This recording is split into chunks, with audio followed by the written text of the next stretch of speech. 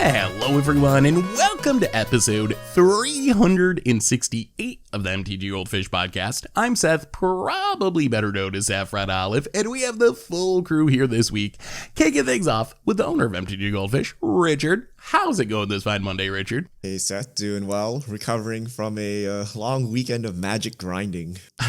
Richard, back on the grind, what have you been playing, Limited? Back on the grind, Limited. I'm now a Spike. I've thrown away my casual commander persona.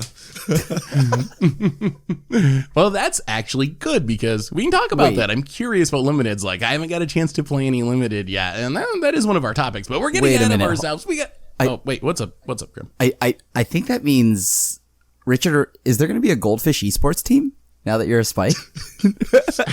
I think you have to be good to be on an esports team, Grim. Oh. Did you tune in to watch people scrub out all day? Yeah, are you kidding me? Competitively O2 sushi? Yeah, are you kidding me? That's amazing. Plus, what do you do with a Magic esports team these days? Like, what are you competing in? I don't know if you saw this. Oh my god, it was. Exactly.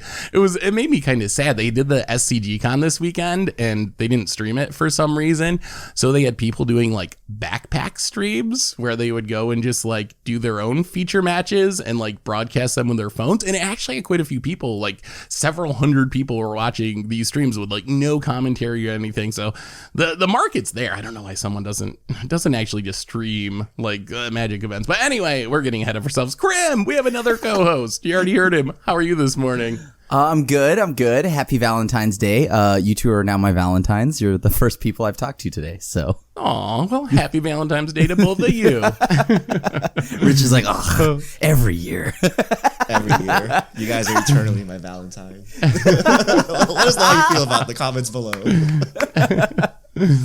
Anyway, as far as topics today, we're going to talk first impressions of Kamigawa Neon Dynasty in Standard and Limited, whatever we've been playing over the past few days since the set came out. We got some arena news about Eternal formats from the last update from Wizards that we wanted to talk about. We also got Wizards financials from last year, and they made a lot of money. So we want to talk a little bit about that as well. And then, of course, answer some fish mail, because we haven't answered many fish mail over the last couple weeks doing spoilers. So that's the plan for today. Before we get into it, a reminder that our show today is brought to you by Card Conduit. And we've been telling you about Card Conduit, a great way to sell your Magic collection, for a while now, in their curated shipment service that lets you sell valuable cards with a reduced service fee. As long as your cards have a retail value of $2 or more, you can send in as many as you want and still just pay a 5% service fee. And like with all of Card Conduit services, you don't need to sort your cards or grade your cards. You get to skip all those hassles and just safely package everything up and ship it out, and you'll get a detailed report with the results, so you can check out Card Conduit's curated shipment option as a way to buy list cards with fast processing, optimized prices, and the low service fee of just 5%. And you can even get another 10% off by going to cardconduit.com/MTGGoldfish. Card Conduit, they're the easiest way to sell your Magic cards. So thank you to Card Conduit for supporting the show. And let's talk some Magic. And let's start with first impressions of our newest set, Kamigawa Neon Dynasty. It came out in digital on Thursday. It was pre-release weekend. So first off, what have y'all been playing? Richard, Krim, what have you been playing since we got the new cards? Oh, wow. I jokingly talk about, Limited with Richard and, an esports team and whatnot, but like that might be more possible than you'd think, because this is going to sound weird, and I want you all to take a breath here, but I actually played Limited a good amount too this weekend, and I never play Limited. Wow. They got you. This is one of the most there's so much depth to this Limited. It's so much fun. Every archetype has just been so well designed for Limited, and then also same with Standard. I played a lot of Standard. I played a lot of Historic. Wow. I know we did our top 10 list, Seth, and the Reckoner Bankbuster, that card is not only the truth, it's even better. And then cards that I wasn't like really aware of. Like, so one thing we did was on launch day, the stream and I, we sat there and I was like, okay, well, what can I do to start here? Naturally, I went with ninjas Ninjas was kind of bad in standard. As in like, there's no big payoff, right? For all the tempo. Cause like everything has reach, everything like kind of bodies you really easily. Now I'm hoping I'm wrong and I just had the wrong build of ninjas. But, then I was like, okay, well, I still get like steamrolled and face rolled by mono green, right? So I'm like, okay, well, I'm tired of losing to mono green nonstop. So I decided we would play blue-white Tezzeret control. And so we built that on stream, and after we built it, I think the deck is the truth. Like Tezzeret artifact control is the truth. When you have like the new commons, like the 1 mana kind of like the Springleaf Drum is better than a Springleaf Drum because it doubles back as a way to like kind of like be removal when you channel it. The lands are the truth. All these little wonderful little support like artifacts around Tezzeret is making Tezzeret awesome right now, and Farewell just makes me laugh hysterically to where I BM all my mono green opponents. So yeah, business as usual. That sounds super sweet. I've been playing mostly standard and I've been loving it too. The set is, even now that I've gotten to play with it, it's even better than I was expecting. Like, it is just super, super, super fun. And yeah, sometimes you still get stomped by a Goldspan Dragon or whatever, but really, in general, the meta, and I know I feel like I say this every set, and it's probably just that we got new cards and people haven't figured it out yet, but the meta actually seems like it's in a pretty healthy place right now. And I've been enjoying like a lot of the matchups, seeing people trying out some just really cool new things. You got people brewing like these weird sacrifice decks with Onikal Anvil. I've seen some cool Enchantress decks. Samurai have surprised me in a really weird way. I thought Samurai were going to be really bad, but they're actually like kind of good. Like Ishin is the card that actually makes him really scary with Ryu. Like if you curve Ishin into Ryu and just get a bunch of attack steps, that's enough to actually win a lot of games. So I've been absolutely loving standard. Richard, I know you've been on the limited grind. What do you think about limited? How good is this format? All right, here's a PSA for everyone. This might be the greatest limited format of all time. Whoa. It is like really, really good. And for the first time, I want to say in like maybe 3 or 4 years, I felt like I'm playing like competitive Magic again, where like there's counterplay and your actions matter. Like when I lose, it's because my opponent outplayed me. When I won, it's I outplayed my opponent. Whereas, standard, even modern to some extent, like usually cards just like snowball out of control and you're like, well, you got a better draw and fine, right? Maybe I put a sideboard card in, but it's not really interactive. But in this format, the card pool is so deep. The archetypes, they're all really good. And there's ample conditional removal.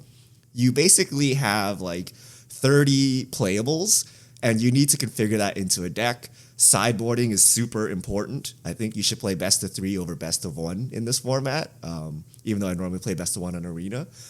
Because like there's all this conditional, like Spell Pierce suddenly becomes like MVP against like sagas or something, right? Or like, a lot of creatures are artifact creatures. So like dirtily sideboard artifact removal is like, the truth against certain decks. So I would say, yeah, you should go definitely play this format. It feels a lot better than other limited formats where you're like fighting over playables and you have like an incoherent deck and like, yes, but your incoherent deck is slightly better than your opponent, so it's okay. This one is like you come away with like a pretty synergistic deck most of the time, and like there's a lot of counterplay and a lot of back and forth. So this is Magic as Richard Garfield intended, I think. This is actually peak Magic. Better than standard. I'm going to have to play some limited. I just keep hearing good things from everyone. Like in the stream was talking about how they really liked it. Social media seems to like it. Now you seem to like it. Even Crim's drafting. So I'm going to have to do some drafts now because I never play. It sounds spectacular. Yeah, I always draft, but this is a cut above. This is like Wizards did something.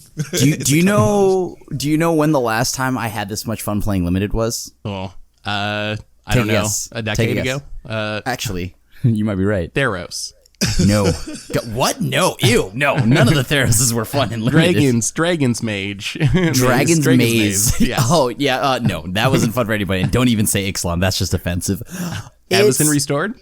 Actually, Avacyn Restored was pretty decent. Actually, no, it wasn't. The last time I had this much fun was triple Innistrad. Wow. Like original Innistrad.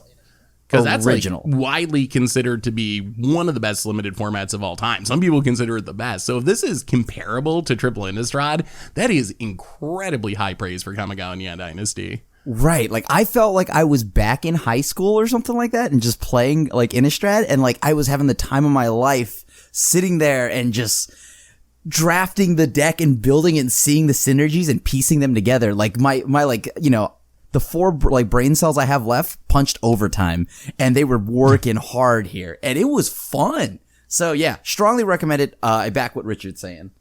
So as far as standard, is there anything that sticks out as being a lot better or a lot worse than you expected during spoiler season? Because there's always some cards that end up overperforming or underperforming. And I guess I'll start it off because this was a card I think you both tried to sell me on, and I was a little skeptical. But the Wandering Emperor is kind of insane. Like, I've come around to that being like one of the strongest cards in the set. Just being this removal spell that can also make a token, that can also be a combat trick, and it does it at instant speed, and exiling's actually pretty relevant against stuff like the new dragons. You see some of the new spirit dragons seeing play that have the death triggers, being able to snipe goldspan dragons without triggering its like spell ability. It's really, really good. I think that's a card that I was thinking would be okay, and it's ended up being a card that now I would definitely have pretty high in my top 10 list for standard from the set. It's just like every time I play with it, it just really impresses me with its power level. Yeah. No, like it's perfect. It can play in a mid-range deck, it can play in an aggro deck. It even has play in a control deck. So this is a card that has just been good everywhere that I played it. I played it in my vehicles deck. I played it through across the board, and it's just the flash, the activate at the end of the turn, or as you had mentioned, when a dragon swings and then going back to your turn and then getting to do something else is kind of nuts, right? Oh yeah, it really, really is. The value is just like super, super high, and the removal mode is surprised me. Like at 4 mana, you're like, oh, that's a little bit expensive, but when you consider all the other upsides of the card, it is totally worth it. And I've went from like a lot of decks. I've been working on the Samurai deck, for example. It started with 0 of them, and then now I have the full 4 of them, and I'm super happy with it. So it seems like a lot of my decks that have enough white mana to support it, I just keep adding more and more Wandering Emperors, and I've been happy with that choice pretty much every time.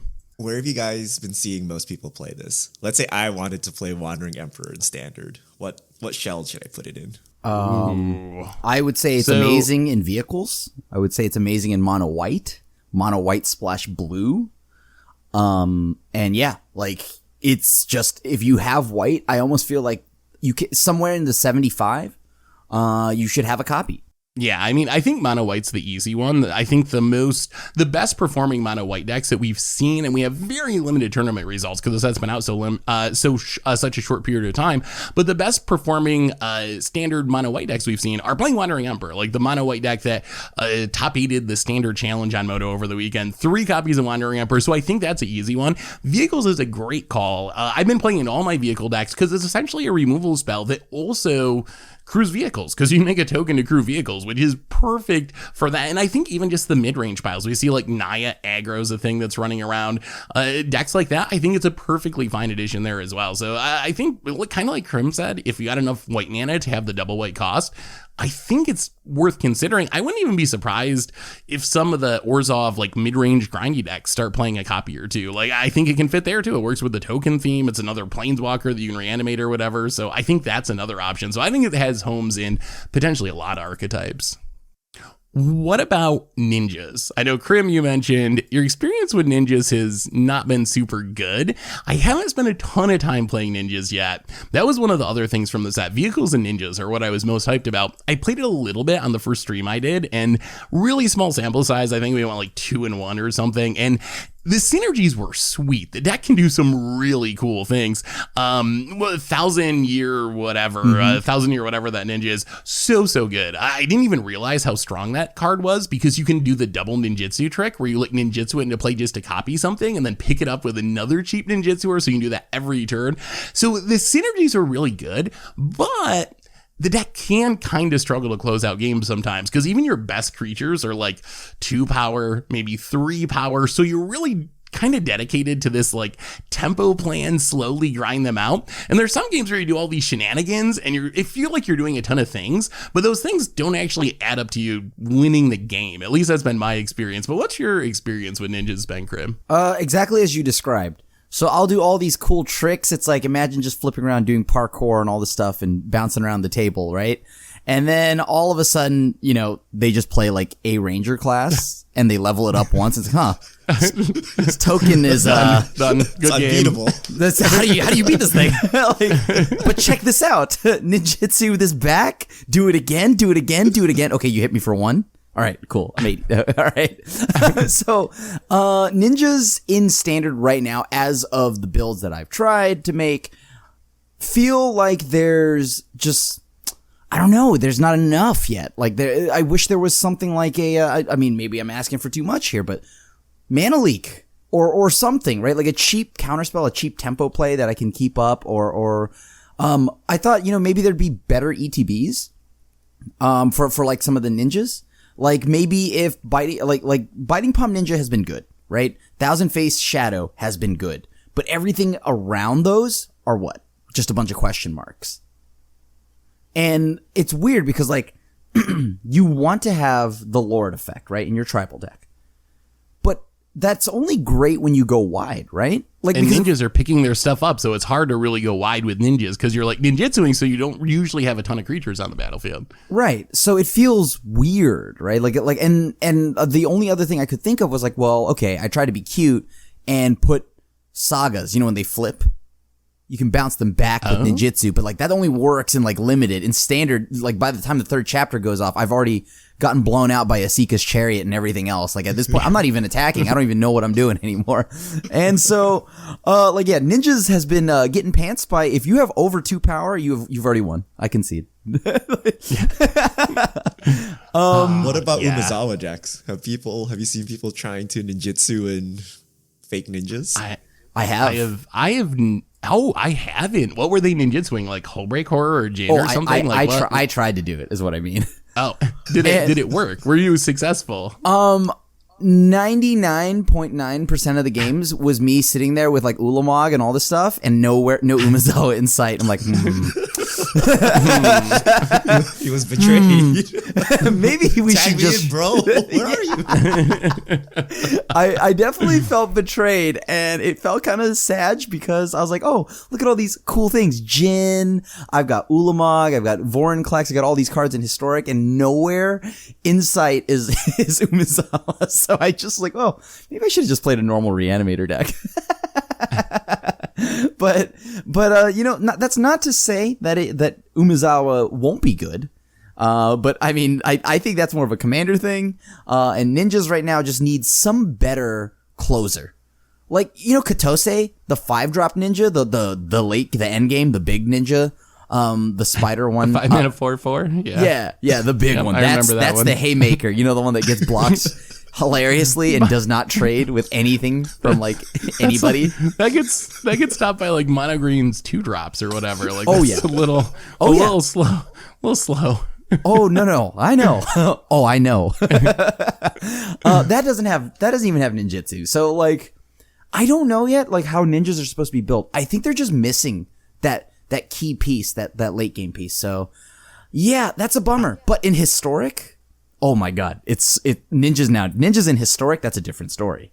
That's what I was gonna say. I think like Historic in Modern, where you have like Ingenious Infiltrator joining the mix and you can snowball the card advantage and you have more ninja options. Like, I think maybe that's the format where we're gonna see these sweet new Kamigawa ninjas more so than Standard. Like, they might not be good enough for Standard, but I think they might be good enough for Historic or Modern now. I think I was playing it, and while I was on stream, a viewer pointed out, somewhere Seth's sleeping, but he's smiling because I had Thousand Face Shadow, copied Ingenious Infiltrator ×2, right? Ooh. And I drew so many cards. So good. Oh, it feels so good when that happens. Yeah. Oh, I cannot wait to try some older format ninjas in the near future.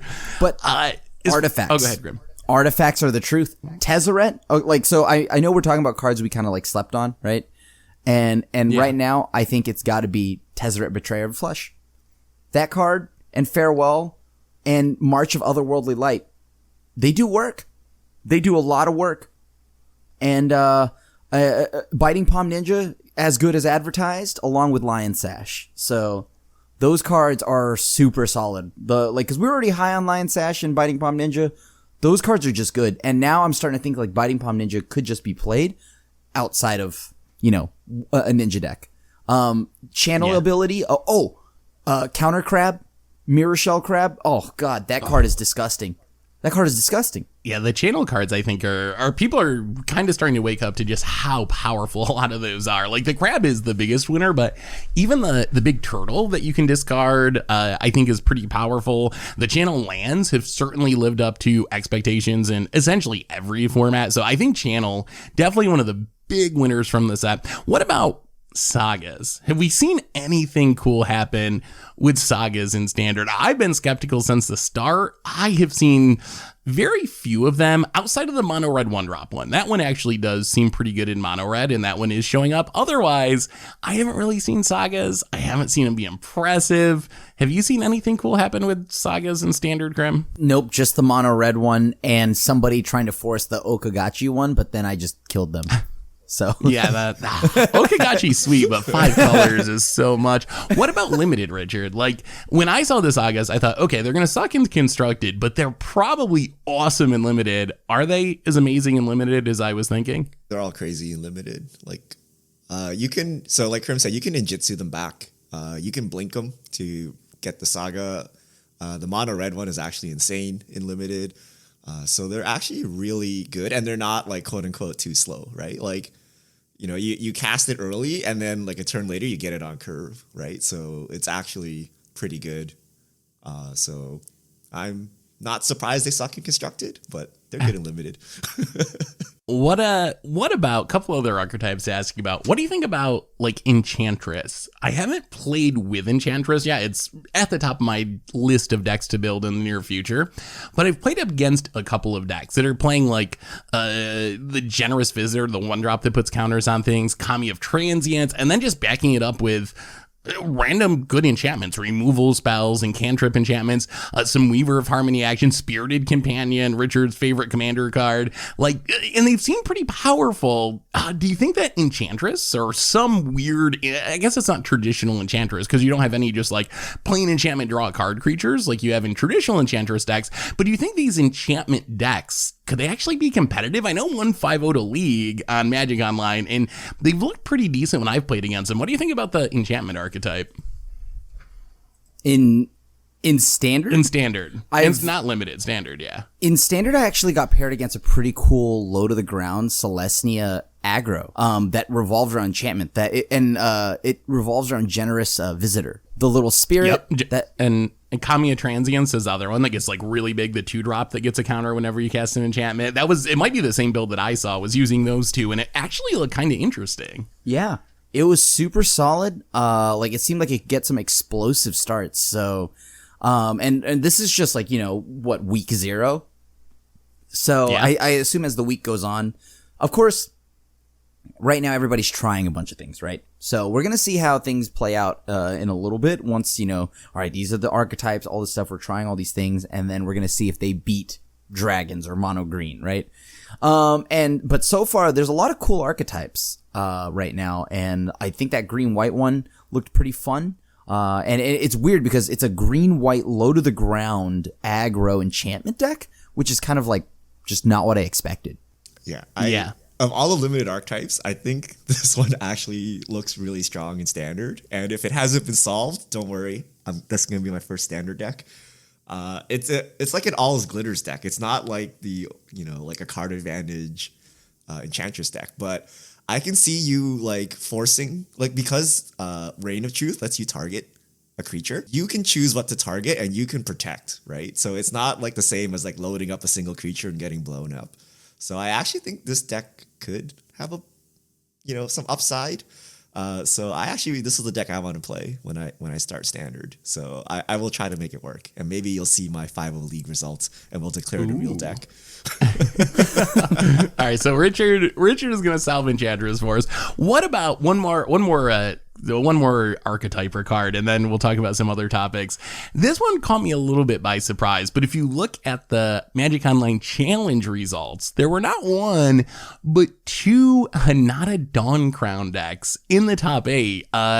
Basically playing the Hinata Magma Opus combo, and also playing like as many commands as possible, Lorehold command, Prismari command, almost like Jeskai, I don't even know, Spellslinger control style decks. What do you think about Hinata in its synergy with Magma Opus? Is this the new way forward for control in Standard? Is this like a legit thing, or is everyone just kind of trying it out because it's new right now? I think it's something that's new. It's funny. Like, you know, and you get to do some sweet things with it, right? Like, it is a cool interaction that you get to do. But I mean, 2-mana Magma Opus is pretty sweet. Like, it is definitely cool at a minimum. Right. It's pretty cool. I'll admit that. So, like, is this 4-mana 4/4 flying, I guess, in trample? That's pretty cool. Like, but is this something you'd want in a control deck? Probably not. Right? Like, I mean, like, Magma Opus is pretty fun, right? I mean, it could be good, and I could be totally wrong. I am more than happy to admit if I'm wrong about it, because I would love to be doing that. But it feels like it's just a bit too clunky at times, right? Because we're assuming you play it, it's a 4/4, nobody interacts with it, then you get to go and play, you know, Magma Opus or whatever, right? Or you're now playing it in the, like, maybe late game off the top, it's pretty fun to do, but I don't know.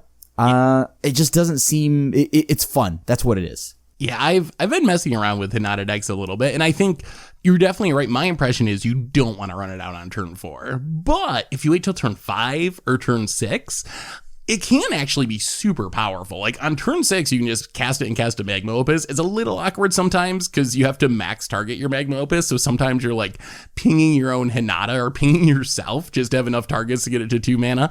But it also works with counter spells. So if you get to 5 mana, you can Hinata and like leave up negate for 1 mana or something. So I think there is a lot of power here. We'll have to see whether or not, like, long term, is it better than just like finish the game with Hullbreaker Horror or finish the game with all the other options that we have. I'm not 100% sure there, but I think it's impressed me more than I thought. When I saw Hinata, I thought, okay, this is like an against the odds card for Standard in a really sweet commander build around, but I think it might be better than an against odds card in Standard. Whether or not it's actually like the top tier way to build control, we're going to need a couple more weeks until we figure it out, but it's definitely impressed me with its power so far. And lastly, one more thing before we move on.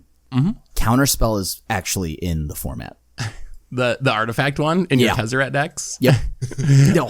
That card is actually pretty good. I've been playing it in the sideboard in some vehicle decks even, and it actually is pretty good. Double blue, you do got to make sure your mana works, especially in pathway land, but it is powerful. I mean, you go turn 1, something prototype, I forgot whatever that thing is, or you use like portable hole, right? You have, like, blue-white has the perfect shell for this artifact control deck, and it's so good. It's so good. It's so much fun to play. And then, you know, late game, you just play Tezzeret and you turn into a 4/4. I like, maybe I'm just so high on this because the last time Tezzeret was good in Standard was Scars of Mirrodin, and I played the blue-black Tezzerator version, and I was animating Inkmoth Nexus and, like, Ichor Wellspring, right? So it's been so long since we've had a fun Tezzeret control deck. And this, it feels like Neon Dynasty is setting it up. Right now, it's got a lot of solid starts. Maybe it's a tier 1.5, and maybe it's just like, it could just be worse in slowing down your deck or whatever, as opposed to just being pure control. But for right now, the fact that a Tezzerator deck is playable is solid. So I hope we get more artifacts. I hope we get to see more of this, and God, I love Kamigawa, and I'm so sad that we are not doing 2 set blocks. We are only doing 1. I'm actually, one of the biggest surprises for you from this whole set is how good the artifacts are. Because I was thinking, like, going into this year of Standard, okay, Kamigawa, ninjas and samurai and all that stuff, and we did get that stuff, but I was expecting Brothers War, maybe Dominaria, those to be the big artifact sets.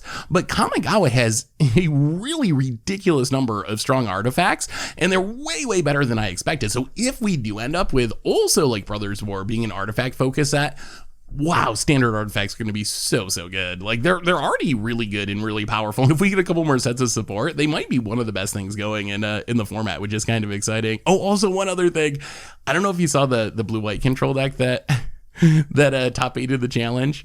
Playing 4 spirited companions, 2 Hullbreak Horror, 4 spirited companions. Those are the creatures. Which one's spirit? Oh, the doggo. That's Richard's dog. Yeah, I don't know why you guys keep memeing on this. I'm not memeing on it. Two mana blocker that cantrips all the time. This is like a staple of all formats. I guess I was thinking in like 20, I was thinking 22. like aggro decks or whatever. I wasn't expecting to show up as a 4 in control decks though. But I guess you're right. It chumps blocks. It replaces itself. Like, yeah. I mean, Richard is being proven right with this one for sure. So anyway, any other?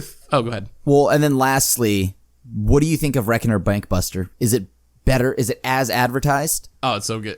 All the vehicles have lived up to my expectations, including Bankbuster. I just put a MindLink back deck up on the YouTube, which went way better than I thought. But yeah, Bankbuster is as advertised, and really the vehicles from the set are, in general, just really, really good. Do you know what the staple and if there is a vehicles deck, there are 2 cards at the very center of it, 3 even, and it's none of the ones we've mentioned. What are the staples of a vehicle deck, Crib? Prodigy's Prototype, Born to Drive, and the little 2 mana artifact that's a 3/4, Mobilizer Mech. I think those 3 are absolutely nuts. Like the prototype stacks, so you can get multiple pilots. Born to Drive being a channel ability, so you can discard this at the end of turn. Amazing. And then that 3/4 just allowed me to not even have to crew 6 or whatever to get the plow train going. So I've been messing around a lot with vehicle decks because we might be trying to assemble Voltron in standard for Against the Odds this week. So I've tested a ton of different vehicle decks. And the thing that surprised me most, like I expected the vehicles to be good, but what I didn't realize is how good these vehicles are at crewing themselves without creatures, in part because of Prototype that you just mentioned, making crew members, but Bankbuster makes crew members. We got Hysteria, a vehicle that makes crew members. So vehicle decks now we have Mech Hanger that can crew vehicles in the mana base. So vehicle decks now can be a lot different than they were in the past. In the past, you always had to have a ton of creatures to make sure you could turn on your vehicles back in the like Heart of Kirin era. Now you can play vehicle decks with very few creatures because many of the vehicles, once they get going, they kind of like self-support in Snowball by making their own crew members to keep the fun going. So that's the part that really caught me by surprise, and that's the part that really sold me on these vehicles being even better than I expected, because that's a big part of what makes Azeka's Chariot one of the best vehicles ever printed. Like, It's a vehicle that also makes the cats to drive it, and a lot of the Kamigawa vehicles in their own way also do that same thing, which, oh good, they're so good. They're so good. I'm super excited, and I think we will end up with hopefully a top tier vehicle deck in standard when it's all said and done. When it's all, the only thing that I'm asking for here is like when can we get our DeLorean, secret lair vehicle? I don't care which one of these vehicles you make a DeLorean, just make it. It's free. It's got to be coming. It's got to be coming. Come on. Like, I know some people are like, oh God, not in my high fantasy game, but come on. Like that, it's right here. It's right here. Give me that. Give me if you're willing to give me Nat Geo bird drop, not droppings, bird drop, as in the secret layer drop, give me my iconic vehicles. Give me a Batmobile. Give me the DeLorean. And make it 1 drop. Come on. Secret Lair. This franchise is still alive. Like, who do you even talk to if you want to license Back to the Future? Is this possible? I don't even know. I'm not. You have to go back to the future and ask. Yeah, you got to ask McFly. Look, I'm not the person in charge of that. I'm just saying I'm giving free tidbits out there. So if you work at WotC and you want to pitch this idea upwards, whoever you got to, don't worry. And also, you still have time. Halloween is not for another, I don't know, 8-9 months. I don't know what day it is, but okay. You get what we do in the shadows secretly. Oh man, okay. But anyways, back to Neon Dynasty. The vehicles are here, right? Vehicles are a key part of this set, and it's been amazing to play them. That's why they gotta do a cool vehicle drop, right? So I think- coming I off the think they Super will. Bowl, Krim, I expect Secret Lair electric vehicles brought to you by BMW and Mercedes and whatever. Like, I think that one's The coming Mercedes Yeah, Mercedes drop. soon. Yeah. Can you imagine the amount of people, like, they'll do an American Muscle drop, right? And then and then a VTEC drop. All right, one more vehicle question, and then we really do got to hit up other topics. What do you think of the Greasefang combo decks? I think the deck that I've gotten the most viewer submissions from, and I've seen a lot of people playing in Historic, also in Pioneer, even in Modern, is a Greasefang Parhelion combo, where you're just trying to get Parhelion in the graveyard, and by turn 2, Greasefang turn 3, get it back, haste it, smash ya, Angels. Do you think this is going to end up being a legit deck in any format? Because a ton of people are trying and hype for it. Is this like an against the odds deck that is, people have misguided love for? Or is this an actual like competitive strategy, you think? I am legitimately trying. Like, I am filming it, and I have not had it happen once. I've just lost every game. Like, Ouch. Ouch. it has been kind of rough because I got it on board, and it just got Prismari commanded. Oh, you didn't even get the attack with it? Ouch. Yeah. I was like, oh, I mean, that's awkward. that's the thing. There is a lot of artifact hay. I played it a little bit on stream, and I was able to pull it off, although it did feel a little risky and a little inconsistent. I found myself thinking, like, if I'm doing all this work to fill the graveyard, maybe I should just, like, reanimate a real thing with Unburial Rites or something, rather than trying to, like, get back the vehicle, and it doesn't even necessarily win the game because it, like, bounces back to your hand. So I'd be better off just trying to reanimate, like, an Ulamog or something if this is what I'm going to do, because you still have the graveyard hate risk, and now you have the artifact hate risk. So there's a lot of things that can go wrong. Plus there's a little inconsistency because you only have, one Greasefang that can do what Greasefang does. So I don't know. I think it's probably an against odds deck, but it is really hilarious when it works. Yeah, I'd love to know what that tastes like, because I haven't gotten there yet, but I will, even if it's like 1 in 17. 1 in 17, baby. That's all you need.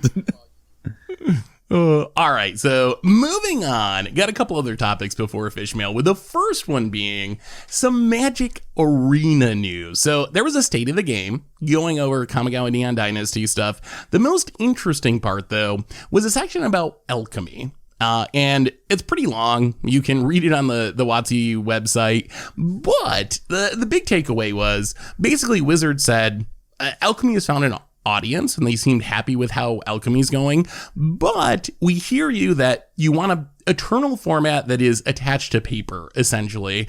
And we think that's legitimate feedback. We're not going to have 2 historics, one with alchemy and one without alchemy, but we are open to adding another eternal format to Arena that is more attached to paper. But we don't know what that is yet. We're going to, do some tweaks and some testing, and we're going to do midweek Magic events with different formats to see what it might be. To me, it sort of blew my mind, because I think like 100% of the Magic community feels like the answer to that question is pretty clearly Pioneer. Like, if they're going to add this paper adjacent non-rotating format, why wouldn't it be Pioneer?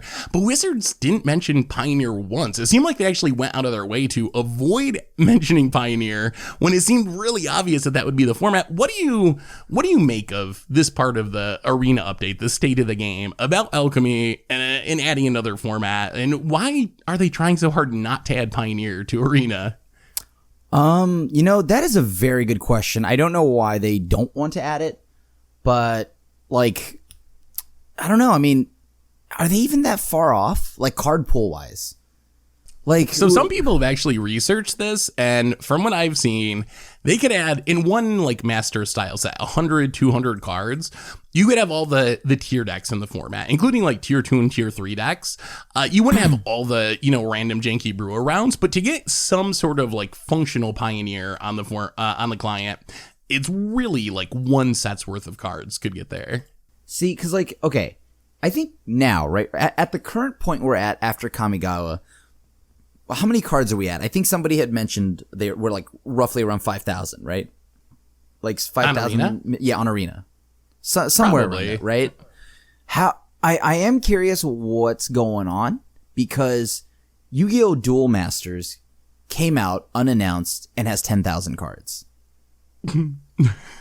and that's and spectator mode and all this other stuff and like way wild animations and all these things, right? So I don't know. I mean, like, and apparently you can get 2 tier decks in like an hour of playing for free or something. From what people have been telling me. People are exaggerating. It's like an hour and a half. All right, 2 hours. Okay. It's a little bit longer. No. Like, it's true though. Being entirely free to play, I was able to build about 2.5 decks. Obviously, me being a whale and wanting to expedite that for content purposes and whatnot. Like, obviously, I expedited that, right? But regardless, if you don't want to spend money, you can easily just get decks pretty fast on Yu-Gi-Oh! I don't know what it's going to be like down the line, right? Because remember, Arena is now what, year 3? I don't know, year 4 or something like that. Yeah, something like that. Throne of Eldraine. So yeah, 3.5, somewhere in there. So it's in about 3.5 years. So now it's like, okay, well, Yu-Gi-Oh! Did all this on launch, right? So we'll see if the economy is still generous in a year or if it'll just be the same thing. But I can't imagine it being that bad because, the dusting system. So I think why won't they just add an additional 100 cards, I guess, to tie it all back, right? Because it's like, why won't they? I am curious. I want to know. Like, is it just... It feels like there's something they want to tell us. But they can't. They want you playing a format where the cards don't change because you're not buying cards and therefore they're not making money. So they try their hardest to not add like these formats, right? And if these formats are ever popular, they're screwed, right? If there comes a day where Pioneer is on Arena and Pioneer is the most popular format, then every set release, no one buys anything and they just keep jamming wonderful Pioneer, right? So Wizards is incentivized not to support it. Just like they don't actively support Legacy and Vintage. They try to like sweep it under the rug.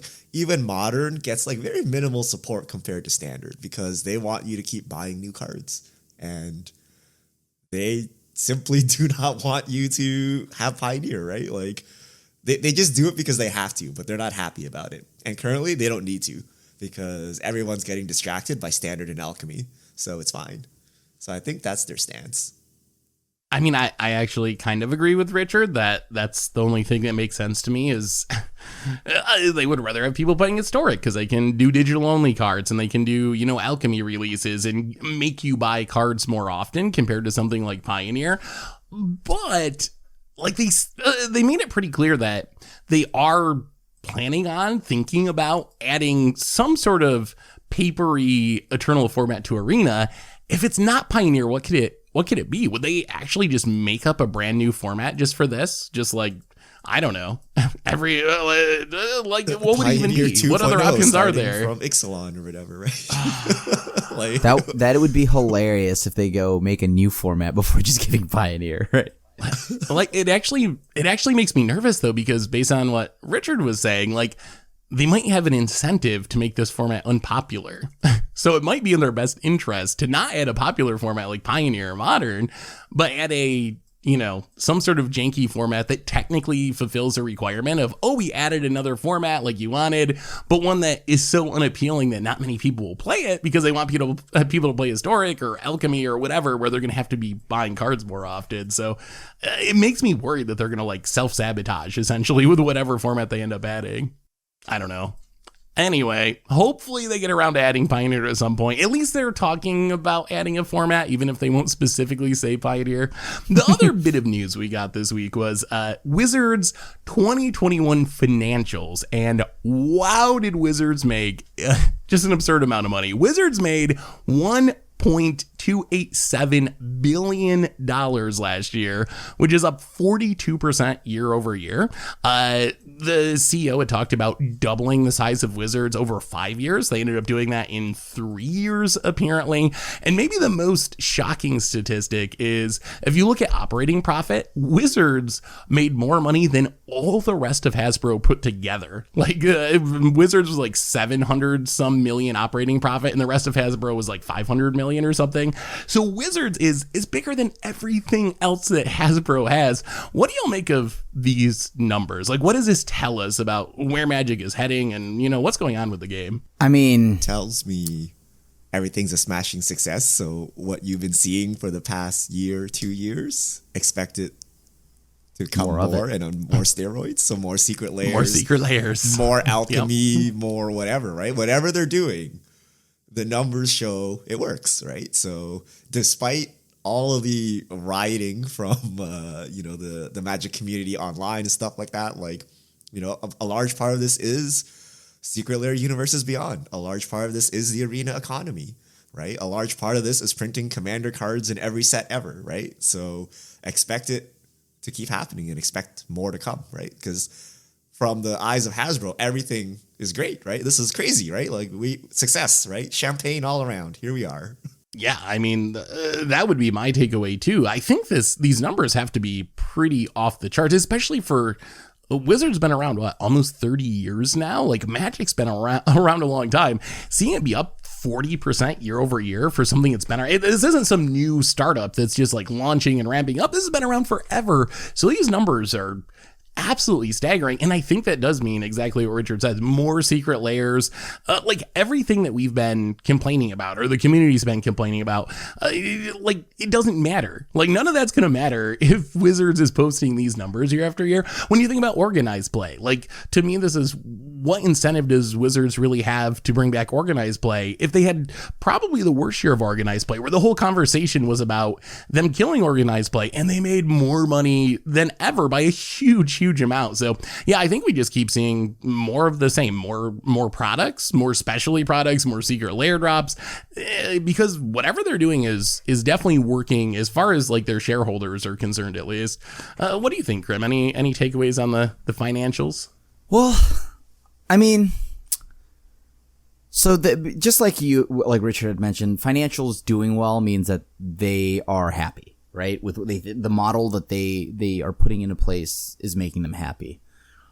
And I can only imagine that Neon Dynasty is going to just be a screaming success, because legitimately LGSs around me can't even keep a box in pre-release weekend. They've sold out every single second.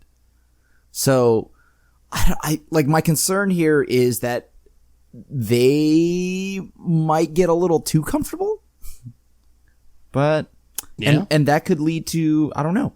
That's the concern. I don't know what that could lead to, right? That could be anything, right? I mean, they've already shown that like they've had to roll things back essentially, right? Through like the community backlash and all that stuff. So I hope that they don't do any decisions that are a little too greedy, if you would. Yeah. I don't know. So definitely, I mean, on one hand, it makes me happy that Wizards is doing well. I want Wizards to be making money because that means they're going to keep making Magic. On the other end, it does make me a little scared sometimes just to see how much complaining there's been from the community and Wizards making so much money in spite of that, which just makes me worried about, like, why do they bother to prove Arena, or why do they bother to do any of the other things that people have been asking for? If, I mean, they could make this huge pile of money without doing it. But yeah, I mean, so Wizards doing incredibly well. Unless we have any other thoughts on any of this stuff, I think it might finally be time to answer some fish mail. So Richard, take it away. All right. If you have questions, send them to @MTGGoldfish with the hashtag MTGFishmail, and we'll get to your questions on air. So we'll go back over the past couple of weeks of questions, since we've been doing a lot of previews. Free Jazz. Why don't we see any wrath effects at uncommon or common? We like hard wrath, or are we talking like, because I mean, drown in sorrow. It's gotta be hard wrath, right? Has there ever been a uncommon? No. Well, I mean, I think the don't think so. The reason behind that is because like that would make limited miserable, right? That would be my guess. I think that I don't think you want those cards showing up constantly in limited. And the good news is they tend to be relatively inexpensive anyway. I know like Toxic Deluge was really expensive at some point, but in general, Wrath of Gods and Fumigates and those cards, even at rare, they don't end up being super expensive for people who need them for Commander, for Standard, or whatever format. So I'm kind of fine with them being at rare, honestly. Like, they don't cost a lot, and I do think it would make limited a lot worse. I do think they will make uncommon Wraths at some point, but they'll just be like highly unplayable, like 8 mana Wrath or something like that, right? Because if you notice, removal in limited has been power crept right? Like a lot of things that used to be uncommon removal is now common. A lot of things that used to be rare is now uncommon. So I don't see why they don't power creep the board wipes. You can only make rare board wipes so efficient. Eventually you'll just be like, well, I'll just throw it in at uncommon and it'll be like a 6-mana board wipe, which, you know, gives you a long time to play in limited. You don't want people snapping off 4-mana wraths, but if they cast an 8-mana wrath, then like so be it. So I do think it will happen eventually. What do you think about the limited thing, Richard? You probably played the most limited out of any of us. Do you think that would be a negative for limited or not really? Like a 4-mana uncommon wrath? Yeah, that would be unplayable. Like limited would be unplayable, right? Like you would all play like really slow mid-range decks or something because like anything you play before 4 is going to get wrathed away, right? Like you can't play out your hand. And you're not like efficient enough to end the game before then. So they definitely can't do that currently. But if it was 7 mana or 8 mana, like if it was really expensive, 8-mana that would probably be all right. I think 8-mana uncommon wrath, like go for it, right? Like I think the game can be wrapped up before then, and if you really want this effect, like you can get it. Yeah, I guess that makes sense. I could see that. Why, Yo Pi Queen Ma? I don't know if I said that right. That seems like it should be something. Have you ever watched a show or movie and said, oh my God, I'm like this? I've been watching Bob's Burger for some time now. I got incredibly attached to Bob since day one because of the same reason. So a character on TV or movie that you're like, that's me. Huh. I don't know if this is just my desires or if it's true, but I've always kind of connected with the Big Lebowski. The dude. That makes a lot of sense, actually. That like makes so much sense. Just kind of the chill, like super peaceful, like attitude, like that aspect of stuff. So I might go with the dude from Big Lebowski. I don't even know, actually. I genuinely don't. Is there a character on TV? Richard, I'm gonna let you take this while I think about that. This is too deep. As an adult, no. As a child, like I was the White Ranger or the Green Ranger. Like as a child, this was like much more appealing to me. Like, yes, that's me, right? But that's also fantasy me. Like I forgot what happened at school or whatever. I didn't have a little flute to call upon a Voltron piece. But I can't think like as an adult. This one's tough. I don't know if child me and adult me differ that much. So, maybe it's just because of how much I loved it growing up. But I'd probably say like Ace Ventura or something like that. Did you appreciate the Cable Guy commercial at the Super Bowl? Yeah, I did. Yeah. I like the Cable Guy commercial. I'm like, this is Boomer Super Bowl here with like the Boomer halftime show, and then like hold on, Boomer halftime show. We are Boomers. You do. That's what I was gonna say. You do realize, like, we're the boomers now. Like, this is all targeting us. Like, there was like Cable Guy, the halftime show. There was a Big Lebowski one. There was another. Scrubs. What was the Scrubs? Yes, there's the Scrubs. Like, this is all stuff that's like we watched, 10 or 20 years ago. Yep. We're the boomers now, and they're making Super Bowl commercials for us. And it was actually like a little painful because everyone looks so old. Did you see like Jim Carrey? Yeah. He looked kind of like at first I didn't know if it was really him or someone playing him, and then I realized he was just like super made up to try to look 20 years younger. But sometimes when they zoom in, you could see like how he actually looks pretty old now. And I was like, same with the Scrubs guys. I was like, wow, they looked, even Seth Rogen looked pretty old. I was like, oh no, like I'm getting so old. What happened? What happened to me? See, that's what's funny? Like 5 years ago, watching Super Bowl, like they always get like these really old people who do acts like, oh my god, why did they get these like ancient people? And then now I'm like, yeah, they got some good stuff going on. And I'm like, oh no, it's the same formula every year though. Yeah, like it's like, what is it? I remember growing up watching it. They got like, what is it, the Who or something, or not? Like the Bee Gees. I don't remember. They got some like rock bands. There was a Who one. I remember right? the Who when I was a kid. Yeah. Okay. Yeah. And I remember watching that with my dad or so, and it was just like, this is so boring. But my dad is like jamming, right? Am I jamming now? Like, is that what's going on here? Yeah, like that's, oh man. I mean, I'm still waiting for, well, actually, you know what? No, I'm not, because they haven't hit Dad Rock yet. My Chemical Romance hasn't hit that point yet, so I'm good.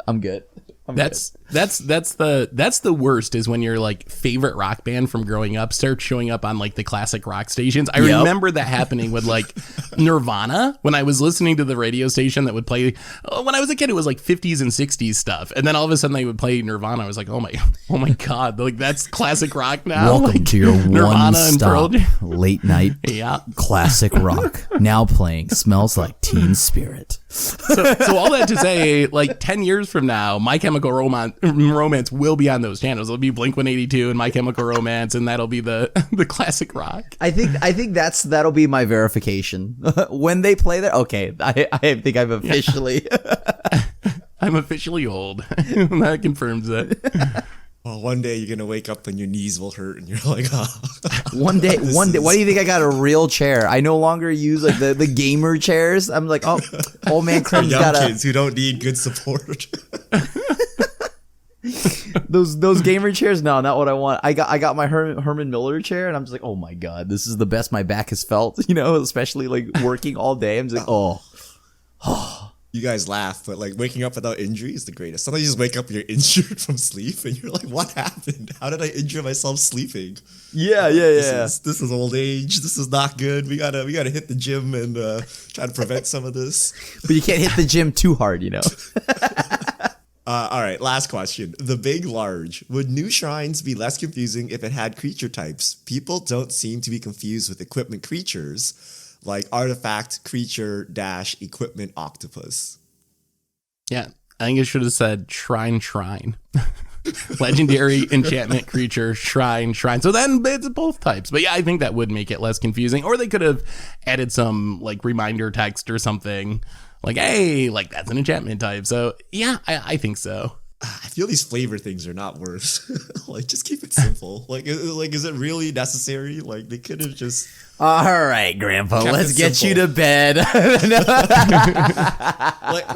Think how long the type line will be in 10 years. I mean... Yeah. Like, Tarmogoyf will be like a 16, 17 or something, right? Like, we're going to have so many types, right? Like, oh my goodness.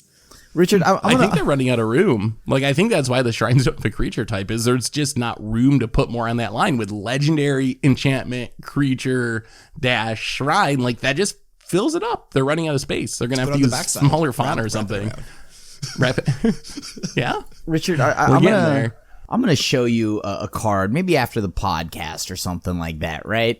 And I just want you to try to read the card. It is the card with the most text in Yu-Gi-Oh! And it's in a starter deck. I don't play Yu-Gi-Oh!